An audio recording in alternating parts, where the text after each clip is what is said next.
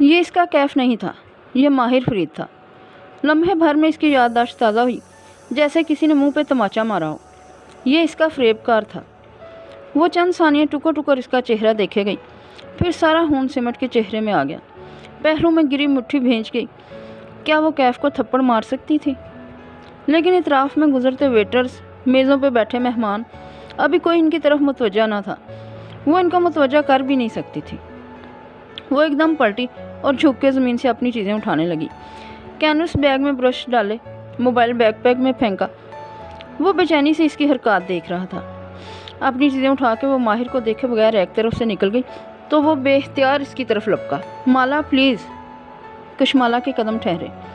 मैं तुम्हें नहीं जानती, मुड़े बगैर दबा दबा सा बोली। आइंदा मेरी वर्क प्लेस पे मत आना। फिर कहाँ हूँ? कहा ना मैं तुम्हें नहीं जानती, तमाशा मत बनाओ। अगर आके कहा और फिर वो रुकी नहीं, तेज़ कदमों से रेस्टोरेंट के एग्ज़िट की तरफ बढ़ गई। मैं हर चीज़ की वजाहत कर सकता हूँ। वो राहदारी में आगे चली जा रही थी और वो इसके पीछे चलता इतना आहिस्ता बोल रहा था कि सिर्फ वही सुन सके, लेकिन इसने नहीं सुना भी तो रुकी नहीं। बाहर रेस्टोरेंट का पार्किंग एरिया गाड़ियों से भरा था। स्ट्रीट पोल्स और दूसरी जर्द बत्तियाँ रात के अंधेरे को खूबसूरत बना रही थी। माला ने वेले को अपनी कार लाने को कहा और इसके डेस्क के साथ खड़ी इंतज़ार करने लगी। दिल बुरी तरह से धड़क रहा था। इसे एहसास हुआ कि वो इसके साथ आ खड़ा हुआ है। वो इसका परफ्यूम पहचानती थी। ये वही था, कैफ। माला। इसने चेहरा मोड़ के इसे देखा। ये वो नहीं था, ये इसका कैफ नहीं था। मैं तुम्हारा ताक़ुबकार नहीं हूँ, बस यही वाज़िया करना चाहता हूँ। इसके कंधे के करीब खड़ा वो सामने देखते हुए आहिस्ता से बोला। दूर से वो दोनों पार्किंग एरिया में साथ खड़े दो राहगीर नजर आते थे, जो एक दूसरे से लाताल्लुक़ अपनी अपनी कार्स के मुंतज़िर थे। फिर मेरा ताक़ुब मत करो, मुझे तुमसे कोई बात नहीं करनी। राहगीर लड़की का चेहरा गुस्से और बेबसी की हिद्दत से सुर्ख पड़ने लगा था। सिर्फ एक दफ़ा मुझे बताने दो कि मैंने ऐसे क्यों किया। मैं मजबूर था कशमाला। मर्द राहगीर सामने देखते हुए बोला तो आवाज़ में मिन्नत थी। इसकी कार सामने आ चुकी थी। वेले ने बाहर निकल के चाबी से थमाई। वो अंदर बैठी और बैकपैक फ्रंट सीट पे डाला। फिर खिड़की का शीशा नीचे गिराया और बाहर खड़े इस राहगीर को देखा जो जख्मी आंखों से इसे देख रहा था। दोबारा मेरे सामने कभी मत आना गैफ। इसकी आंखें गुलाबी पड़ रही थी। फिर इसने कार आगे बढ़ा दी। माहिर ने देखा इसके दुपट्टे का किनारा दरवाजे के बीच फंसा बाहर से दिखाई दे रहा था। मोबाइल की थरथराहट ने इसकी तवज्जो कशमाला की कार से हटा दी। इसने बेजारी से मोबाइल स्क्रीन देखी। वहाँ बीरबल का मैसेज जगमगा रहा था। सिर्फ इतना बता दो, थप्पड़ तो नहीं पड़ा? मेरी और शबनम की शर्त लगी हुई है। इसने ज़ेरे लब बीरबल को बहुत से अलकाबात से नवाजते हुए मोबाइल वापस जेब में डाला। तुम्हें मेरी बात सुननी पड़ेगी कशमाला मुबीन। वो दूर जाती कार को देख के बड़बड़ाया। मैं भी यही हूँ और तुम भी यही हो। देखते हैं पहले कौन हार मानता है। वो घर आई तो शदीद डिस्टर्ब लग रही थी। माँ और उम्मीद से बात किए बगैर ही वो कमरे में चली गई। चंद दिन से जो खुद को संभालना शुरू कर दिया था तो यूँ लगता था कि इसे कैफ से फ़र्क नहीं पड़ता, लेकिन वो गलत थी। फ़र्क पड़ता था। क्यों? बस यही समझ में नहीं आ रहा था। एक तो पहले दिन इतना बोझल दिन गुजरा था। ज़ियाद को इसके मुंह पे इनकार करना, गुज़श्ता रात माँ का गिर जाना, फिर आज सारा दिन इसने ज़ियाद से बात नहीं की थी। हालांकि ज़ियाद ने इनके घर से निकलते ही इसे मैसेज किया था कि वो जाने से पहले इससे बात करना चाहता है और वो कुछ ऐसा नहीं कहेगा जिससे कशमाला खुद को बोझल महसूस करे। लेकिन इसने ज़ियाद को जवाब नहीं दिया था। वो नहीं चाहती थी कि वो ऐसा कुछ कहे जिससे वो कमज़ोर पड़ जाए। इतनी जहनी उलझनों के साथ वो काम पे गई थी कि शायद पेंटिंग इसका ध्यान बटा दे, और फिर ऐसा ध्यान बटा था कि दिमाग के 14 तबक रोशन हो गए थे। वो बाथरूम के आईने के सामने खड़ी झुक के चेहरे पे पानी के छींटे मार रही थी। शायद अपने चेहरे पे रकम इसकी ज़ख्मी निगाहों का निशान हो सके। वो इसको देखना भी नहीं चाहती थी। इसे नफ़रत हो गई थी इस आदमी से, और इसे खौफ भी आया था।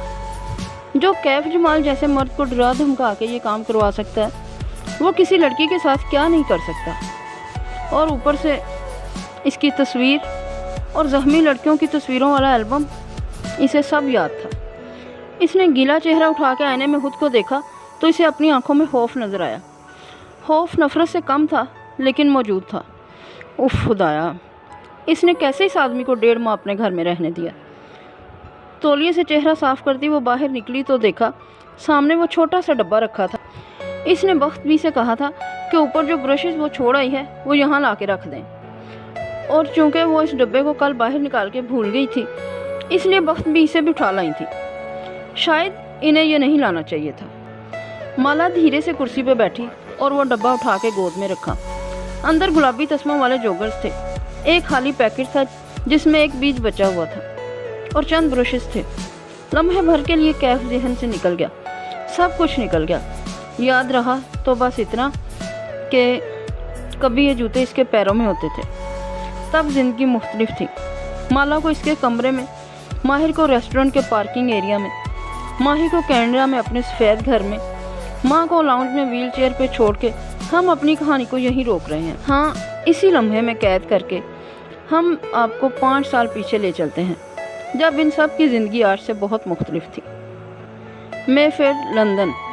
ये एक ऑफिस का मंजर है। दीवारें सुरमई हैं और इन पर सुनहरे विक्टोरियन फ्रेम्स में कैलीग्राफीज आवेज़ा हैं, जिनमें अरबी आयात और फ़ारसी अशार नुमायाँ हैं। महागनी मेज़ खिड़की के मुकाबिल रखी है, ब्लाइंड्स हटे हैं और इनसे आती दोपहर की रोशनी सारे ऑफिस को जगमगा रही है।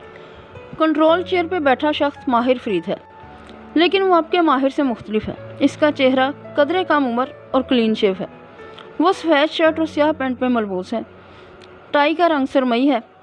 वेस्ट, कफलिंग्स, बने हुए बाल सब जाहिर करते हैं कि वो काम के लिए तैयार होकर दफ्तर आया है, लेकिन इसके चेहरे से ऐसा नहीं लगता। इसकी आंखें गुलाबी हैं, हल्की सी गीली, और हाथ में एक आध भुजा सिगार है जिसे वो एस्ट्रे में मसल रहा है। कमरे में सिगार की मीठी सी खुशबू फैली है। वो सीट की पुश से सर टिकाए सामने रखे एक फ्रेम को देख रहा है। फ्रेम में 2 अफराद मौजूद हैं। एक कुर्सी पे बैठा वजी बूढ़ा आदमी जो सूट में मलबूस है, और एक इसके कंधे के पीछे खड़ा माहिर। माहिर ने एक हाथ इसके शाने पे रखा हुआ है। वो दोनों मुस्कुरा रहे हैं। वो गीली आंखों से इस तस्वीर को देखता है। वो इसके बाप की तस्वीर थी। आज इसके बाप को इस दुनिया से गए 5वां दिन था। इसने आंखें बंद की। ज़हन की तिजोरी में बहुत से खाने खुले पड़े थे, जैसे सारी याददाश्तें आपस में गुड़गुड़ हो रही हों। याददाश्तें टुकड़ों की तरह सामने आ रही थीं। इसने एक याद को थामना चाहा। इसने आंखें बंद की। ज़हन की तिजोरी में बहुत से खाने खुले पड़े थे, जैसे सारी याददाश्तें आपस में गुड़गुड़ हो रही हों। याददाश्तें टुकड़ों की तरह सामने आ रही थीं। इसने एक याद को थामना चाहा। एक कम उम्र लड़का अपने बाप के साथ गारमेंट स्टोर पर बैठा था। वो दोनों हथेलियों में चेहरा गिराए परेशानी से बाप को देख रहा था, जो कैश काउंटर पर विराजमान ऐनक नाक पे झुमाए मुस्कुरा के एक गाहक से बात कर रहा था। फिर इसने गाहक को सामान का थैला पकड़ाया तो बच्चा चौंका, कदरे बेचैनी से सीधा हुआ जैसे इसे रोकना चाहता हो। इसने बाप को इशारा किया, लेकिन बाप मुतवज्जा नहीं था। इसने मुस्कुरा के गाहक को एक बीजों का नन्हा सा पैकेट थमाया। इनको मेरी तरफ से मिट्टी में बो देना। वो एक गाहक को हदायत दे रहा था। बच्चा हफ्की से देखे गया।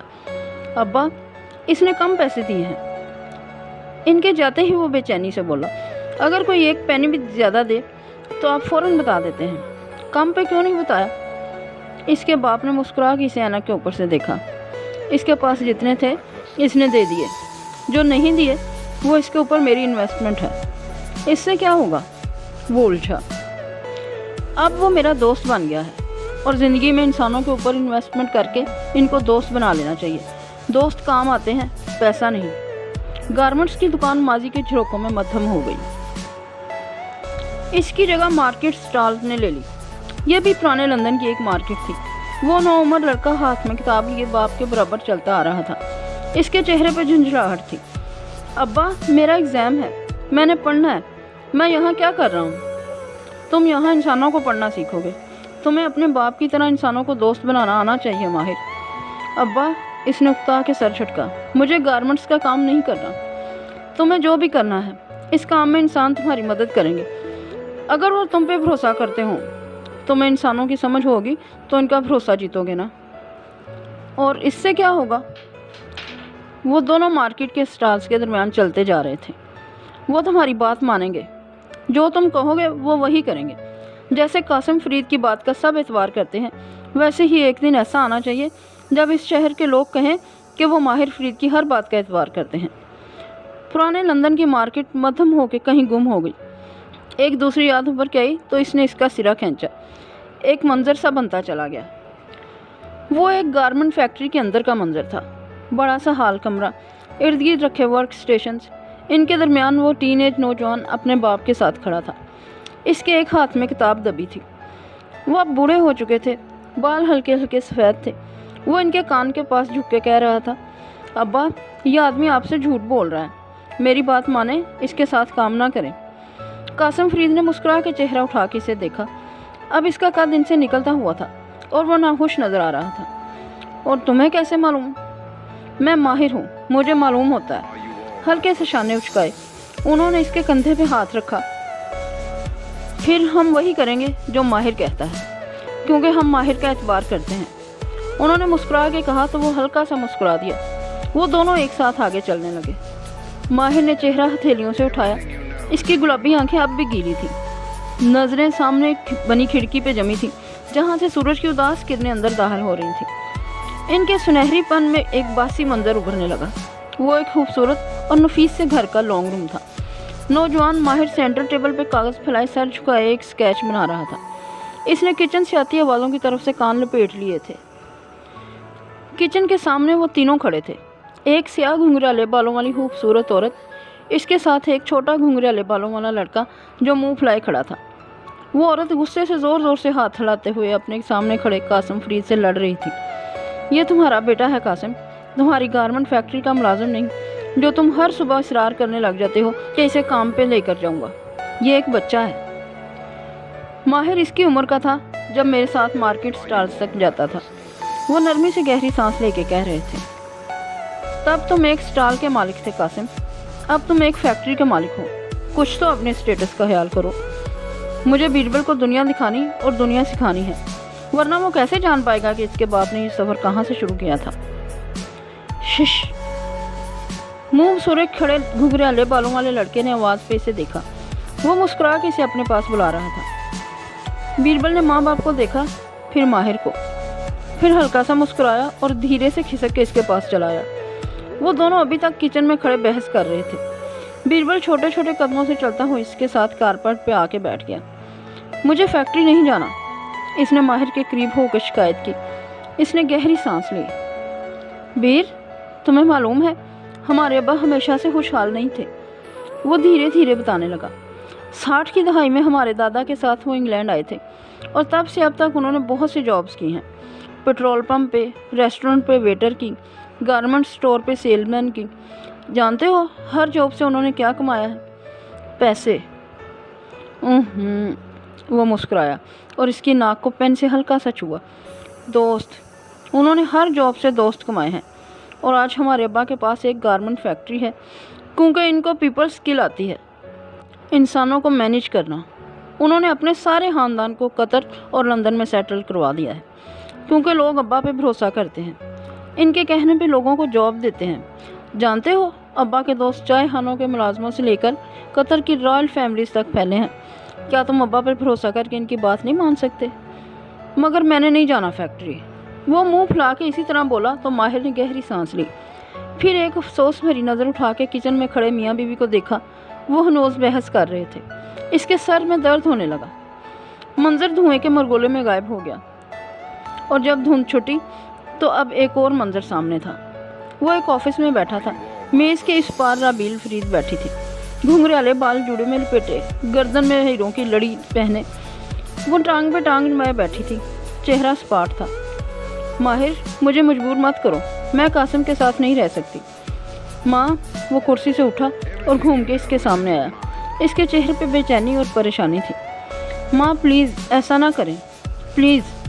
اس نے گھٹنوں کے بل ماں کے سامنے بیٹھتے ہوئے اس کے ہاتھ تھام لیے۔ اس کی آنکھیں نم تھیں، چہرے پہ منت تھی۔ میں فیصلہ کر چکی ہوں، مجھے نہیں رہنا اس کے ساتھ۔ آپ اس وقت میں ان کو کیسے چھوڑ کے جا سکتی ہیں جب ان کا برین ٹیومر ڈائگنوز ہوا ہے؟ ان کو اس وقت آپ کی سب سے زیادہ ضرورت ہے۔ میں مزید اس کے ساتھ نہیں رہ سکتی۔ اس نے سختی سے اپنے ہاتھ چھڑائے۔ بیربل کیا کرے گا؟ وہ چھوٹا ہے، ایسے مت کریں۔ وہ ٹوٹے ٹوٹے الفاظ میں کہہ رہا تھا۔ ہماری فیملی ٹوٹ جائے گی، ابا بیمار ہیں، ان کو مت چھوڑ کے جائے۔ آنسو اس کے چہرے پہ پھسل رہے تھے، لیکن وہ اسی طرح گردن کڑائے بیٹھی تھی۔ چہرے پہ افسوس تھا، لیکن فیصلہ اٹل تھا۔ وہ اٹھ کے چلی گئی تو وہ کتنی ہی دیر زمین پہ بیٹھا رہا، پھر ایک دم اٹھا اور کھڑکی تک آیا۔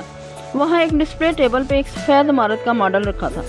اس نے پوری قوت سے ماڈل کو دھکا دیا۔ ننھی سفید عمارت دھڑام سے زمین بوس ہو گئی، سارے ٹکڑے بکھر گئے۔ وہ منظر اس ماڈل کی کرسیوں کے عکس میں غائب ہو گیا اور اب کے ایک نیا منظر سامنے آنے لگا۔ ایک اپارٹمنٹ کے اندر زرد بتیاں جلی تھیں۔ ایک بڑی سی کھڑکی تھی جس کے باہر بارش تیز تیز برس رہی تھی۔ بھیگتی کھڑکی کے آگے دو لوگ کھڑے تھے، ان کے چہرے ٹھیک سے دکھائی نہ دیتے تھے۔ ایک کوٹ میں ملبوس ماہر تھا اور دوسری گھنگریالے بالوں والی عورت۔ تم ایک دفعہ شمس سے مل کے تو دیکھو۔ میں جانتا ہوں اس شمس کو اچھی طرح۔ وہ پوری قوت سے چلا رہا تھا۔ اس کا چہرہ سرخ تھا اور آواز ٹوٹی ہوئی تھی۔ وہ میرے باپ کا ملازم تھا، آپ اس کو میرے باپ کی جگہ پہ نہیں لا سکتی۔ ماہر، یہ میری زندگی ہے، میں یہ فیصلہ کر سکتی ہوں۔ وہ بھی جواباً چلائی تھی۔ میرے باپ کی سرجری ہونی ہے منڈے کو اور آپ اسی دن شادی کرنے جا رہی ہیں۔ میں نے اپنی زندگی کے اتنے سال دیے ہیں اس شخص کو، اور کیا کروں اس کے لیے؟ خدا را مجھے اپنی مرضی سے زندگی گزارنے دو۔ وہ بھی چیخ رہی تھی۔ اگر آپ نے شمس الدین سے شادی کی نا تو میں آپ سے ساری عمر نہیں ملوں گا، میں آپ کو بتا رہا ہوں۔ اس نے زور سے میز پہ ہاتھ مارا۔ میز پہ رکھی ساری چیزیں نیچے گر گئیں، ایک گلدان، 3 پھول، 2 گلاس۔ پھر وہ تیزی سے دروازے کی طرف بڑھا۔ وہ اسے پیچھے سے پکار رہی تھی لیکن وہ نہیں سن رہا تھا۔ وہ باہر سڑک پہ آیا تو بارش پوری قوت سے برس رہی تھی۔ ماہر، پیچھے سے بیربل بھاگتا ہوا آیا۔ اس کے گھنگریالے بال لمبے تھے اور پونی میں مقید تھے۔ اس کے پیروں میں سلیپرز تھے۔ وہ سنے بغیر فٹ پاتھ پہ چلنے لگا۔ اس کے بال، کپڑے، سب کچھ بھیگتا گیا لیکن وہ نہیں رکا۔ ماں کو کرنے دو شادی، کیا فرق پڑتا ہے؟ وہ بھاگتا ہوا اس کے کندھے کے قریب آیا۔ تمہیں سمجھ کیوں نہیں آ رہی؟ وہ اس کی طرف گھوما اور پوری قوت سے چلایا۔ ابا اور ماں کی ڈائیورس کے 3 ماہ ہوئے ہیں اور وہ اگلے ہی دن شادی کرنے جا رہی ہیں۔ اس کا مطلب ہے ماں ایسے ہی ابا کو الزام دیتی رہی۔ انہوں نے اس شمس کی وجہ سے ابا سے طلاق لی تھی۔ اس کی آواز غصے سے کانپ رہی تھی۔ نہیں ماہر، بیربل کو اس کی بات پر جیسے افسوس ہوا۔ شمس نے ماں کو 2 ہفتے پہلے پرپوز کیا ہے، اس سے پہلے ایسا کچھ نہیں تھا، انہوں نے خود مجھے بتایا۔ اس نے افسوس سے بیربل کو دیکھا۔ ماں ایک غلط فیصلہ کرنے جا رہی ہیں۔ وہ آدمی جو میرے باپ کا باڈی گارڈ بن کے ہماری زندگی میں آیا تھا، وہ میری ماں کو ورگلاتا رہا ہے۔ میں نے اسے نکالا تھا ملازمت سے کیونکہ میں نے اس کی چوری پکڑی تھی اور اس نے اس سے بڑی نقب لگا لی۔ ماہر، تم ہر کسی کو غلط سمجھتے ہو۔ وہ دونوں بارش میں کھڑے بھیگ رہے تھے۔ میں لوگوں کے بارے میں غلط نہیں ہوتا بیربل۔ اس آدمی نے یہ پہلے دن سے پلان کر رکھا تھا۔ وہ ماں سے شادی ماں کی دولت کے لیے کر رہا ہے، وہ دولت جو ابا نے ماں کو دی ہے۔ تم جاؤ کرو شادی میں شرکت، میں نہیں آؤں گا، میرا باپ ہسپتال میں ہے، میں نہیں کروں گا شرکت، اور میں بھی ابا کے پاس ہوں گا، مگر ماں کو ایسے نہ کہو۔ رہو تم اپنی دنیا میں۔ وہ ہاتھ جھلا کے بکتا جھکتا آگے بڑھ گیا۔ بیربل برستی بارش میں تنہا کھڑا رہ گیا۔ بارش والی رات آہستہ آہستہ پانی میں گھل کے فنا ہو گئی اور اس کی جگہ ایک سنہرے دن کا منظر ابھرنے لگا۔ وہ ایک خوبصورت انگلش کنٹری ہاؤس کا لان تھا۔ گھاس پہ 2 بینچ آمنے سامنے نصب تھے۔ ایک پہ ماہر بیٹھا تھا، ٹانگ پہ ٹانگ جمائے، جینز پہ پولو شرٹ پہنے۔ اس کا چہرہ پہلے سے دبلا لگ رہا تھا اور آنکھوں تلے ہلکے گہرے ہو رہے تھے۔ ہاتھ میں ایک سگار تھا جو سلگ رہا تھا۔ اسے لبوں میں دبا کے ایک سانس اندر کھینچا اور آنکھیں بند کی۔ دھوئیں کے مرگولے ہوا میں بلند ہوئے۔ آنکھیں کھولی تو دیکھا دھوئیں کے بادلوں کے پار زارا کھڑی تھی۔ ہینڈ بیگ کہانی سے لٹکائے وہ ہمیشہ کی طرح سجی سنوری ہوئی تھی۔ اونچی اسکرٹ، لانگ بوٹس، شانوں پہ پھیلے بال۔ وہ اسے افسوس سے دیکھ رہی تھی۔ تمہیں معلوم ہے قاسم تایا کو تمہاری یہ نئی ایڈکشن کتنی بری لگتی ہے؟ وہ ناخوشی سے کہتے ہوئے اس کے سامنے بیٹھی۔ ماہر نے سگار والا ہاتھ سامنے کیا اور الٹ پلٹ کے اسے دیکھا۔ یہ میری محبوبہ ہے، اس کو میں ابا کے کہنے پہ بھی نہیں چھوڑ سکتا۔ شانے اچکا کے پھر سے لبوں سے لگا لیا۔ زارا نے غور سے اسے دیکھا۔ مجھے معلوم ہے تم صبح سے یہاں بیٹھے کیوں اسموکنگ کر رہے ہو، وہ اسے غور سے دیکھتے ہوئے کہہ رہی تھی۔ بیربل نے بتایا ہے مجھے، اب تم دونوں بھائیوں کی ایک بہن بھی دنیا میں آ چکی ہے۔ وہ شمس کی بیٹی ہے، میری کچھ نہیں لگتی۔ وہ تلخ ہوا، جبڑا تک بھیج گیا۔ تم کب سے نہیں ملے اپنی ماں سے؟ ملا تھا 4 ماہ پہلے، کچھ ڈاکومنٹ سائن کروانے گیا تھا، وہ کمپنی کے شیئر ہولڈر ہیں۔ ہاں لیکن ماہر، کبھی ایسے ہی مل لیا کرو جیسے بیربل ملتا ہے۔ وہ تمہیں کتنا بلاتی ہیں، ڈنرز پہ، تمہاری سالگرہ پہ۔ तुम नहीं जाते। मैं लोगों के पीछे नहीं जाया करता, मेरे सामने इनका जिक्र मत किया करो। वो बुरी आंखें दूर सब्जे पे जमाए हुए देखा। देखो, कासिम अंकल का ट्यूमर भी ठीक हो गया। मंजूमा था वो, अब भी वो सेट हैं। वो कहेंगे तब भी नहीं जाओगे अपनी बहन को देखने। कहा ना, वो शमस की बेटी है। वो उठ खड़ा हुआ, सिगार हाथ में था। इसका नाम हिलाल है। ज़ारा ने पीछे से पुकारा। वो नहीं पलटा, बस एक नज़र उठा के आसमान को देखा। हिलाल 2 रोज़ पहले लंदन के आसमान पे चांद कमान की सूरत में उभरा था, हिलाल जैसा। फिर इसने सर झटका। वो इसकी माँ की बेवफाई की निशानी थी। इसे इससे कोई सरोकार नहीं था। अगर कुछ महसूस हुआ था तो नफरत थी। सिगार का एक और कश भरा तो सारा मंजर इसके धुएं से धुंधला गया।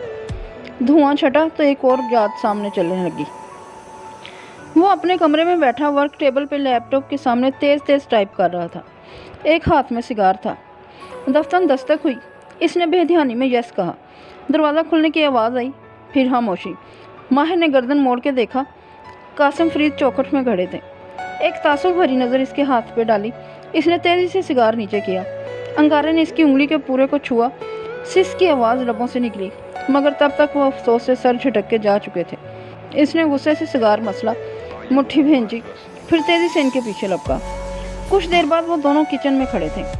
वो बर्नर के साथ खड़े कहवा बना रहे थे और वो खामोशी से सर झुकाए खड़ा था। कितने पीते हो एक दिन में? 2 या 3, इसने साफ वही से जवाब दिया। वो सर झुकाए प्याली में कहवा अंडेलने लगे। तुम्हें खा जाएगी। नहीं छोड़ सकता अब्बा, इसने हल्के से छाने उचकाए। वो ऐसे वादे नहीं करता था जिन्हें पूरा ना कर सके। सिगरेट इंसान को, सिगरेट नहीं है ये, इसने बात काटी। मुझे भी नफरत है सिगरेट से, इसके धुएं से। ये सिगार है। बहुत दफ़ा की बताई हुई बात दोहराई, लेकिन उन्होंने सर अफसोस से झटका। अपनी माँ से मिल लिया करो, तुम्हारी बहन की दूसरी सालगिरह थी। इसने तुम्हें बुलाया, तुम नहीं गए। वो मेरी बहन नहीं है। कासिम फरीद ने दोनों प्यालियाँ ट्रे में रखी और आंखें उठा के देखा, फिर झुर्रियों ज़्यादा चेहरे के साथ मुस्कुराए। अब वो ज़ईफ़ नज़र आने लगे थे। वो तुम्हारी बहन है। एक वक्त आएगा जब मैं इस दुनिया में नहीं होऊंगा, और ना ही तुम्हारी माँ। हम दोनों के दुनिया से चले जाने से सारे शिकवे ख़त्म हो जाएंगे। फिर तुम्हारी बहन को तुम्हारी ज़रूरत होगी। वो मेरी बहन नहीं है। इसने एक प्याली उठाई और वो दोनों साथ साथ लाउंज में आए। तुमने इरशाद को कंपनी से क्यों निकाल दिया?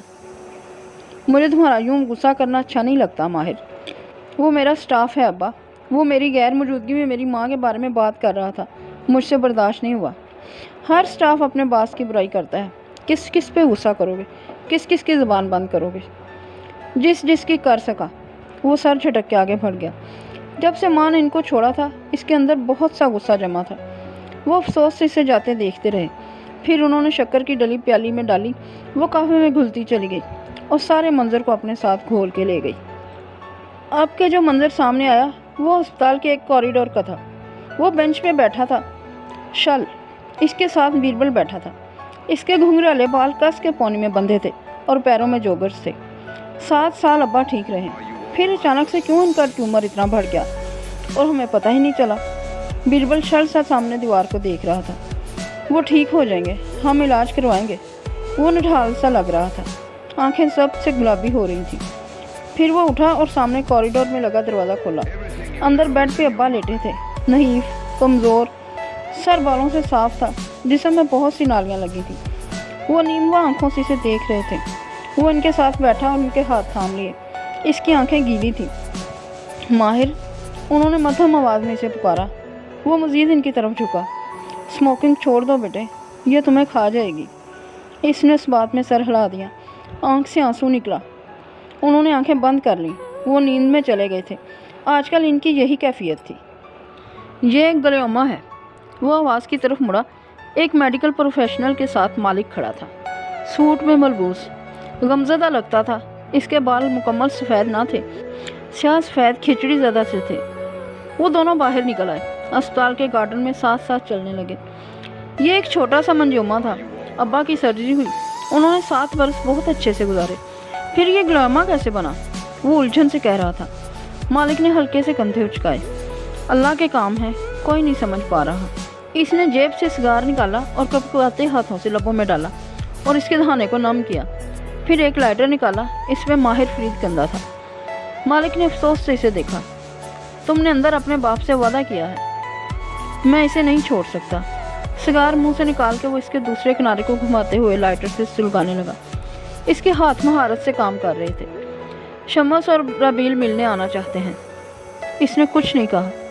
سگار لبوں میں دبائے وہ اس کا دوسرا دھانا گھماتے ہوئے لائٹر سے اسے مزید سلگا رہا تھا، یہاں تک کہ اس کا دھانا برابر جلنے لگا۔ ان کو منع مت کرنا، تم چاہو تو اس وقت یہاں سے چلے جانا، وہ دھیرے سے سمجھاتے ہوئے کہہ رہا تھا۔ نہیں، میں یہیں رہوں گا، وہ آ سکتے ہیں، اس نے کش لیتے ہوئے کہا اور پھر سگار لبوں سے نکالا۔ دھواں اڑتا گیا۔ لیکن وہ اپنی بچی کو ساتھ نہیں لائیں گے، میں اس کو نہیں دیکھ سکتا۔ اس کا انداز حتمی تھا۔ زیادہ دیر نہیں گزری جب وہ اسپتال کے روم کے باہر کوریڈور میں کھڑا تھا۔ اس کی نظریں دروازے پہ جمی تھیں۔ دروازہ کھلا اور وہ دونوں باہر نکلے۔ سیاہ لمبے کوٹ والی رابیل اور اس کے ساتھ ایک ادھیڑ عمر مرد، وہ مرد جو آج بھی اس کے باپ کا ملازم لگتا تھا۔ دونوں کی نگاہ ملی۔ ماہر نے آج نگاہ نہیں پھیری، بس سر کو جنبش دی۔ رابیل نے بھیگی آنکھوں سے سر ہلایا۔ وہ اس عورت سے مختلف تھی جس نے ان کے باپ کو چھوڑا تھا۔ وہ بدل گئی تھی، نہ جانے کس طرح۔ اس نے غور نہیں کیا، بس منہ پھیر لیا۔ کن اکھیوں سے محسوس ہوا کہ وہ اس کی طرف آ رہے ہیں۔ وہ تیزی سے آگے بڑھ گیا۔ سارے منظر دھندلا گئے، ساری بصارتیں تاریک ہو گئیں۔ ماہر نے چہرہ اٹھایا، اس کی آنکھیں گیلی تھیں۔ یادوں کا سلسلہ ختم ہو چکا تھا۔ وہ اپنے باپ کی کرسی پہ بیٹھا تھا، خاموش، ویران۔ اس کا سب کچھ ختم ہو چکا تھا۔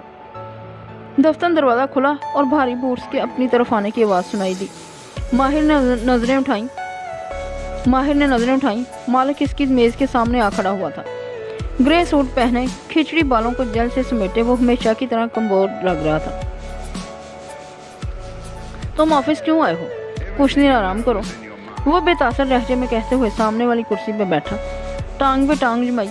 اس کا چہرہ اپنے بھائی کی بیماری سے جنازے تک ایسا ہی رہا تھا، روبوٹ جیسا۔ آرام سے کیا غم کم ہو جائے گا؟ پھر اس نے سر جھٹکا جیسے کچھ یاد آیا ہو۔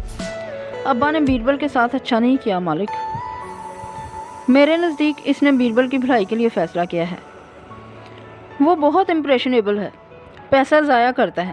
تمہارے باپ نے بہت محنت سے یہ سب بنایا ہے، ہمیں انگلینڈ اور قطر میں سیٹل کروایا ہے۔ بیربل کو اس کا حصہ وہ ابھی دے دیتا تو وہ بہت جلد سب اڑا کے فارغ ہو چکا ہوتا۔ مگر اتنی سخت شرط؟ ماہر نے سامنے رکھا کاغذ اٹھایا اور دیکھا۔ بیربل کو اس کا فنڈ تب تک نہیں ملے گا جب تک وہ 30 برس کی عمر کو نہ پہنچ جائے اور اپنی ذاتی کمپنی کا مالک نہ بن جائے جس کا سالانہ ریونیو ابا کی مقرر کردہ ایک محسوس رقم سے زیادہ ہو۔ تب تک اسے ہر ماہ کمپنی کی طرف سے ایک مختص کردہ جیب خرچ ملے گا جس میں سالانہ 5% کا اضافہ کیا جائے گا۔ اس نے بددلی سے کاغذ رکھا۔ بیربل کو کتنا برا لگا ہوگا۔ اسے جائیداد میں اپنا حصہ کمانا پڑے گا ماہر۔ تم کسی کیڑے کو بھی وقت سے پہلے اس کے کوکون سے نکال دو تو وہ اپنی کمزوری کے باعث باہر کی دنیا میں سروائیو نہیں کر سکتا۔ بیربل پھر انسان ہے، تم اس پر ترس کھا کے اسے اس کے کوکون سے نکالو گے تو وہ اڑنا کیسے سیکھے گا؟ انہوں نے ماں کو بھی حصہ دیا ہے۔ وہ ناخوش نظر آتا تھا۔ مجھے ڈر ہے کہ شمس کمپنی میں داخل ہونے کی کوشش کرے گا اور ہم اسے ایسا کرنے دیں گے؟ ناممکن۔ مالک کا لہجہ اٹل تھا۔ میں نے وکیل سے بات کر لی ہے، قاسم نے اس کا حصہ ایسے مختص کیا ہے کہ اسے گھر بیٹھے ایک رقم ملتی رہے گی، لیکن وہ کمپنی کے معاملات میں نہیں بول سکتی۔ قاسم نے یہ سب تمہیں تمہاری ماں کے ساتھ جوڑے رکھنے کے لیے کیا ہے۔ ماہر نے منہ میں کچھ بڑبڑا کے سر جھٹکا اور دراز کھول کے سگار کا پیکٹ نکالا۔ مالک نے ناپسندیدگی سے اس کو دیکھا۔ تم نے اپنے باپ سے وعدہ کیا تھا کہ اسے چھوڑ دو گے۔ کہا نا، یہ میری مجبوری ہے اور میں اس سے وفادار ہوں۔ ہمارا ساتھ قبر تک کا ہے۔ آزردگی سے مسکرا کے اسے لبوں سے لگا لیا۔ مالک نے گہری سانس لی۔